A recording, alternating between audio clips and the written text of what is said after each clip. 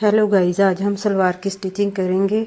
और मैंने सबसे पहले आसन को जोड़ना होता है। हमेशा ही आपको दिखाते हैं कि आसन सबसे पहले हमारे जुड़ती है। इस सूट की कटिंग मैंने कल करी थी और वो मेरी वीडियो मैंने सुबह अपलोड की थी, और इसकी शर्ट की वीडियो भी मैंने अपलोड कर दी है। अब मैं सलवार की कर रही हूँ। ये दुल्हन, अब मैंने बताया था ना आपको कि एक शादी हुई है किसी लड़की की, उसने शादी के बाद 3 सूट मुझे सिलाई के लिए दिए हैं। ये थर्ड और आखिरी सूट है। देखो आगे सिलाई देने को देगी तो फिर मैं आपको बताऊंगी। चेतना है उसका नाम। और अब मैंने दोनों आसन को सिलाई लगा ली है, और साइड पर जहाँ पर हम कट लगाते हैं वहाँ पर कपड़ा पकड़कर ब्रीक ब्रीक हमें सिलाई लगानी होती है। वो वाली सिलाई लगाऊंगी अब मैं। ये सिलाई लगाते हैं हम इसलिए क्योंकि हम कट कर अलग पल्ले नहीं करते सलवार के। अगर अलग करेंगे तो हमें इंटरलॉक भी करनी पड़ेगी और जोड़ पड़ जाएगा फालतू में। इसलिए ऐसे ही कट लगाकर ब्रीक से हम सिलाई लगा देते हैं, और सलवार बिल्कुल वैसे ही बनती है जैसे सलवार होती है हमारी। और अब मैं साइड जोड़ रही हूँ, इसके दोनों साइडें जोड़ देनी है। दोनों ब्रीक कट पर सिलाई लगाने के बाद दोनों साइड जोड़ देनी है और हमारी सलवार खड़ी हो जाएगी। मेरा ना जो कैमरा है वो वैसे पैर के पास लगा रहता है और वो हिल जाता है बार बार, इसलिए सेट करना पड़ता है, सॉरी। और अगर कुछ समझ ना आए तो आप मेरे से कमेंट करके पूछ लिया करें। अब मैं दूसरी साइड भी इसको सिलाई लगा दूंगी और सलवार खड़ी हो जाएगी हमारी। और इतना ध्यान रखना है कि दोनों आसन को आसन सीधी आनी चाहिए। पहले आसन ही सेट करें, फिर दोनों तरफ से पकड़कर साइड पर हम सिलाई लगा देते हैं और सलवार हमारी खड़ी हो जाती है। फिर बाद में हम चुन्नट डालेंगे।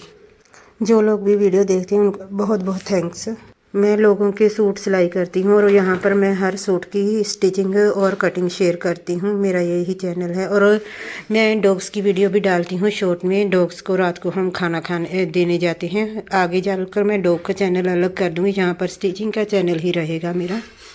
बस भगवान करे कि चैनल चल जाए, बहुत ज़रूरत है हमें, क्योंकि काफ़ी परेशानियाँ होती हैं। तो आपको पता ही है आम बंदे की लाइफ में, तभी तो हम काम करते हैं, नहीं तो कौन काम करता है। आजकल फ्री में बैठना लोग पसंद करते हैं। और मैं अब आसन पर सिलाई लगा दी है। एक तरफ ही लगानी थी क्योंकि दूसरी तरफ जोड़ नहीं था मेरे।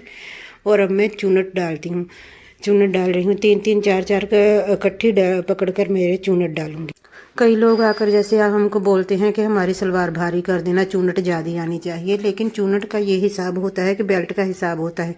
हमारी बेल्ट जितनी ही बड़ी होगी उतनी ही चुन्नट कम आएगी। अगर बेल्ट छोटी होगी तो ज़्यादा चुन्नट आती हैं। और इससे हमारी सलवार का कोई कनेक्शन नहीं होता कि भारी नहीं बनी है तो कम चुन्नट है। ये बेल्ट के ऊपर निर्भर करता है। कई बहुत हैवी साइज़ की लेडी आकर बोलने लगती हैं कि चुन्नट बहुत कम है, तो हम क्या करें। हमारी बेल्ट की लेंथ ही लंबाई बहुत ज़्यादा होती है, उसी हिसाब से हमें चुन्नट डालनी होती है। और अब मैं दूसरी साइड पर भी चुन्नट डाल दूंगी इसी तरह से 3-3 4-4 इकट्ठी पकड़कर। और मैंने बेल्ट को एक साइड पे फोल्ड करके सिलाई लगाई थी। वहाँ पर हम नाला डालने की जगह बनाते हैं, और ये हम 3 या 4 इकट्ठे उठा कर कपड़ा चुन्नट डाल रही हूँ। मैं एक एक नहीं डालती, फिर इकट्ठी 3-4 डाल देती हूँ। चुन्नट डालने के बाद हम बेल्ट अटैच करेंगे। एक तो बाहर जब वॉइस ओवर करने बैठो ना बहुत ज़्यादा शोर करते हैं। और मैं चुन्नट जब जो हमारा ब्रीक सीन वाला पल्ला होता है ना, उसके बाद 2 या 3 चुन्नट डाल के बस बंद कर देना होता है सलवार का। भी हम बैक साइड के लिए छोड़ देते हैं बाकी पल्ला। और जब हम बेल्ट अटैच करते हैं तब हम एडजस्ट कर लेते हैं अगर कम ज़्यादा हो तो।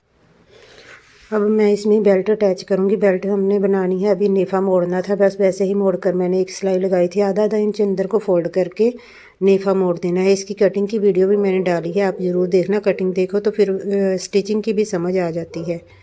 और अगर आप सोचें कि रोज़ यही वीडियो डालती हैं तो मैं कुछ नहीं कर सकती, क्योंकि ना मेरा कटिंग स्टिचिंग का ही चैनल है। क्योंकि मैं लोगों के कपड़े स्टिच करती हूँ। मैं अगर अपना सूट स्टिच करूँ तो फिर मैं डिज़ाइन वगैरह डालकर दिखाऊँ। लोगों के कपड़ों पर हम क्या डिज़ाइन डालेंगे। 200 रुपये तो मेरे को स्टिचिंग देते हैं, 200 रुपये में क्या बनता है। आजकल दूध भी नहीं आता, आपको पता ही है कितनी महंगाई है, तो फिर उसमें डिज़ाइन क्या डालूँ मैं। लोग सिलाई, अगर कोई, मेरे पास एक कस्टमर थी पहले पूजा नाम की, वो हमेशा सूट में डिज़ाइन डलवाती थी। अब नहीं आती वो। अगर वो आती तो फिर तो काफ़ी डिज़ाइन हो जाते, क्योंकि वो बहुत भारे भारे डिज़ाइन लेके आती थी, ऐसा डाल दो ऐसा डाल दो। अब मैं बेल्ट अटैच करूँगी। मैंने बैक साइड के पल्ले पर कट लगा दिया था बेल्ट के, हमारे दूसरी साइड पर सिलाई नहीं थी ना। उससे पिछले जो आसन की सीन होती है, हमें आसन के आसन से बिल्कुल सामने आनी चाहिए। थोड़ी पीछे करके सिलाई लगाना शुरू कर देते हैं, और एक ही सिलाई में हमारी बेल्ट पूरी अटैच हो जाएगी। जहाँ से मैं जांच सीखती थी वो 4 बार निकाल कर कपड़ा पहले पीछे की साइड 7-8 इंच सिलाई लगानी दोनों साइड, फिर आगे की साइड करना, इस तरह से करती थी।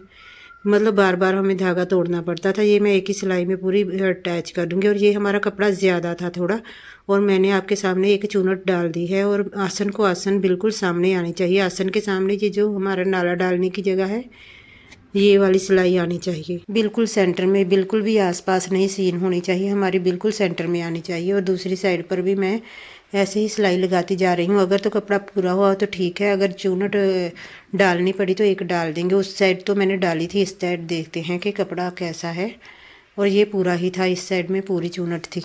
अंदाजे से ही बनाती हूँ मैं, गिनती विनती नहीं करती हूँ, हम ऐसे ही बना देते हैं। अगर गिनती करने लगो, जब बार बार इंची टेप पकड़ने लगो तो फिर जल्दी काम नहीं निपटता। और ये मैंने बुकरम कट कर ली है। ये 2.5 इंच के करीब चौड़ी होनी चाहिए, 2.5-3 इंच ही है। और मैंने इसको सेंटर से कट कर लिया है। मैं आधा मीटर या 1 मीटर बुकरम लेके आती हूँ, वहाँ से एक सलवार के 2 पोंचे बिल्कुल आसानी से निकल जाते हैं सीधा सीधा कट करने से। ये सलवार हमारी में कपड़ा जो सीधा सीधा बचा था, इसको मैं जोड़ लगा लूँगी और हमारे पोंचों का कपड़ा भी हो जाएगा। बिल्कुल पूरा पूरा कपड़ा था, ये पोंचे के लिए बचा था, बाकी कपड़ा बिल्कुल पूरा था। उसका जो सेंटर वाला सूट था उसका कपड़ा बहुत ज़्यादा था सलवार का, वो पटियाला सलवार बनी थी। इसने तीनों सूट की सलवार ही बनवाई है। अब आगे मैं पेंट वाले सूट हैं 2-3 वो बनाऊँगी। और इस पर मोटे बखिए से ही हमें सिलाई लगाकर इसको अटैच कर लेना है कपड़े को। अगर आपको कुछ भी समझ ना आए तो कमेंट कर लेना प्लीज़, अगर पूछ लिया करें। अगर नहीं समझ आती पर वीडियो ज़रूर देखने आया करें, और मेरे वीडियो को लाइक भी कर दिया करें।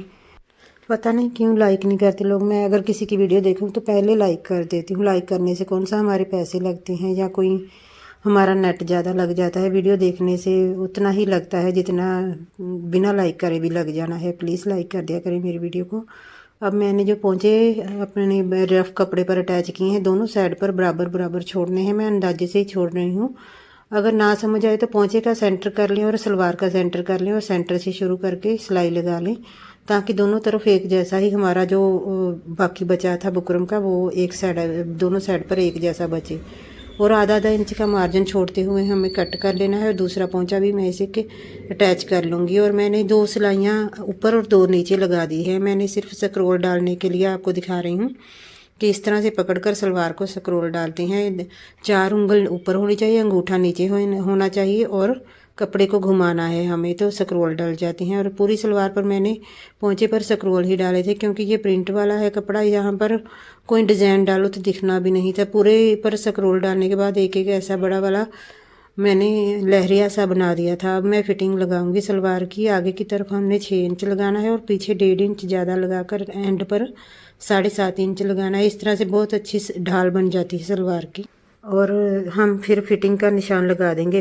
फिटिंग लगाने के लिए हमें डबल सिलाई कर लेनी है। पहले शुरू से हमेशा डबल सिलाई कर लेनी चाहिए, फिर आधा इंच कपड़ा छोड़ते हुए पूरी फिटिंग लगा देंगे, और हमारी सलवार कंप्लीट हो जाएगी। अगर लगातार बैठे रहो तो आधे पौने घंटे में सलवार बन जाती है। और अगर बार बार उठना पड़े बीच में से तो फिर ज़्यादा टाइम लग जाता है। आसन से 5-6 इंच आगे तक सिलाई लगानी है, और फिर बाद में हमें दूसरी साइड से सिलाई लगाते हुए आना है। और ये हमारा कपड़ा थोड़ा रेब से कपड़ा था, एक साइड पर ज़्यादा बढ़ रहा था आसन को, आसन सीधी नहीं आ रही थी। फिर मैंने थोड़ा सा उधेड़ के जो हमारा कपड़ा कम था उसको खींच लिया, और जो ज़्यादा था उसको थोड़ा थोड़ा ढीला छोड़कर बिल्कुल आसन को आसन सामने लेकर आ गए थे। इसी तरह से अगर ना आए आसन सामने तो हम इस तरह से कर सकते हैं। मैंने आगे भी आपको बताया कि जो कपड़ा कम हो उसे खींचे, और जो कपड़ा ज़्यादा हो उसे थोड़ा ढीला छोड़ने से हमारी सिलाई सीधी आ जाएगी। और दूसरी साइड पर भी मैं ऐसे फिटिंग लगा लूँगी। आगे 6 इंच और पीछे पहुँचे जहाँ पर ख़त्म होता है बुकरम, वहाँ पर 7.5 इंच का निशान लगा लेना है। और सलवार को आधा इंच पौना इंच मार्जिन छोड़ते हुए फिटिंग लगा देनी है, और सलवार हमारी कंप्लीट हो जाएगी। इसके बाद हम इंटरलॉक करेंगे इसको। और तरपाई को शर्ट दे दी थी हमने। तरपाई जब होकर आएगी तो दोनों को इंटरलॉक करने के बाद हम कस्टमर को दे देंगे। कई तो बोलते हैं कि प्रेस भी करके दो, लेकिन मैं नहीं करती पहले, क्योंकि जब मैं कपड़ा कट करती हूँ तब मैं प्रेस कर लेती हूँ। बहुत ज़्यादा वल होते हैं कपड़ों में, तो कटिंग में बहुत ज़्यादा प्रॉब्लम होती है। तो हमारी सलवार बिल्कुल कंप्लीट हो गई है। अगर वीडियो पसंद आए तो प्लीज़ लाइक करके जाना, और मेरे चैनल को भी सब्सक्राइब कर लेना। और अगर कुछ समझ ना आए तो आप कमेंट करके भी पूछ लेना। मेरी शॉर्ट वीडियो भी